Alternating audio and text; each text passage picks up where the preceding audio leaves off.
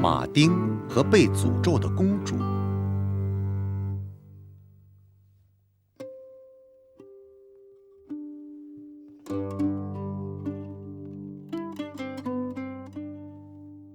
从前有一个穷人，他有3个儿子，最小的儿子名叫马丁。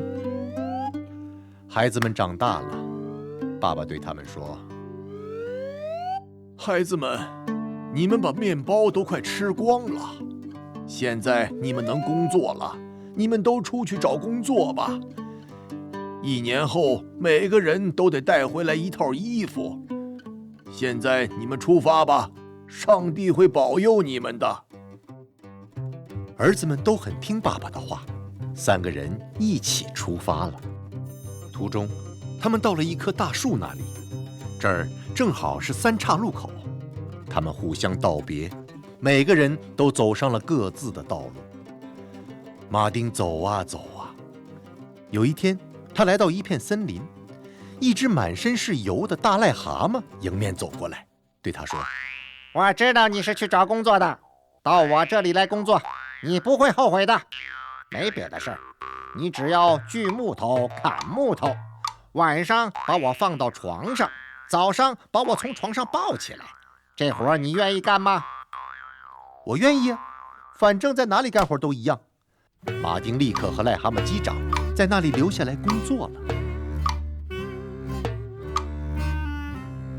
时间很快过了1年，癞蛤蟆是个不错的老板。最后一天，他说：“马丁，你干活干得不错，你的兄弟们也带新衣服回家了。但是你别在意，你到储藏室挑一件你喜欢的衣服吧。”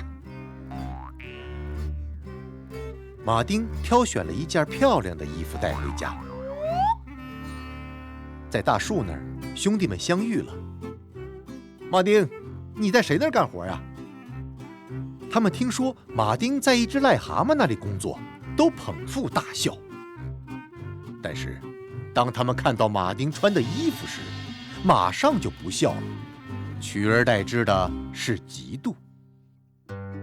他们在家里都住了一段时间。到了春天，爸爸又对他们说：“孩子们，又到你们去找工作的时候了。今年你们要带葡萄酒回家。”儿子们又动身出发了。他们又在大树那儿告别了，每个人都走上了各自的道路。癞蛤蟆早在森林里等着了。“来我这儿吧，马丁，现在的工作和去年相比难不了多少。”马丁已经习惯在癞蛤蟆那里了，他也很乐意去。1年过去了，癞蛤蟆说：“马丁啊，你的兄弟们会带葡萄酒回家，但你别在意，你到酒窖去找一个空瓶吧，挑你喜欢的酒，尽管装。”兄弟们又在3岔路口相遇了。马丁的兄弟们都在自己面前滚弄着好大一个酒桶。他们看到马丁的时候，忍不住笑了起来。“嘿，你的癞蛤蟆老板可真大方啊，就给了你这么一个破瓶子。”马丁一言不发。到了家，他把家里最大的酒桶取出来，然后往里面灌酒。“马丁，拿一个小点的酒桶不好吗？”他们调侃地说道。不久，他们的脸色就变了。当他们看到瓶子里的葡萄酒一直都倒不完时，吃惊的眼睛都呆住了。等到他们品酒时，他们更吃惊了。“你们已经有衣服、有葡萄酒了，现在你们得找媳妇了。”还是和以前一样，他们在3岔路口分手了。马丁去了癞蛤蟆那里，2个哥哥谁也不知道去了哪里。癞蛤蟆对马丁说：“马丁啊，现在你的活可不简单了，今年要砍的木头可不止去年那些了，这一次要砍3倍的木头，然后把它们堆成一垛。”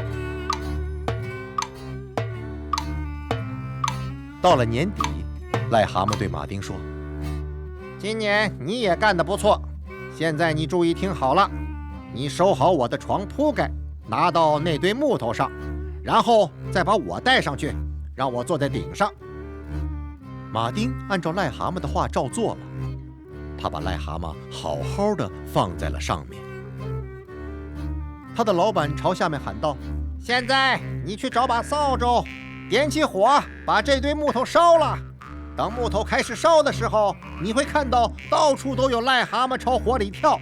你只要用扫帚把它们扫到火里就行。但是你要注意，不能让它们逃出来，否则会有大麻烦。”马丁哀求癞蛤蟆从木头上下来，但是他根本不听。马丁只能点火烧木头了。情况很危急，癞蛤蟆实在太多了，马丁几乎不能把它们全都扫到火堆里。木头一直烧到晚上，癞蛤蟆们连同马丁的癞蛤蟆老板一起消失了。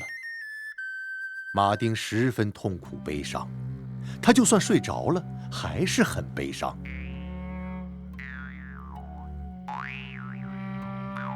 早上，他睁开眼睛，看到床边站着一个漂亮的姑娘。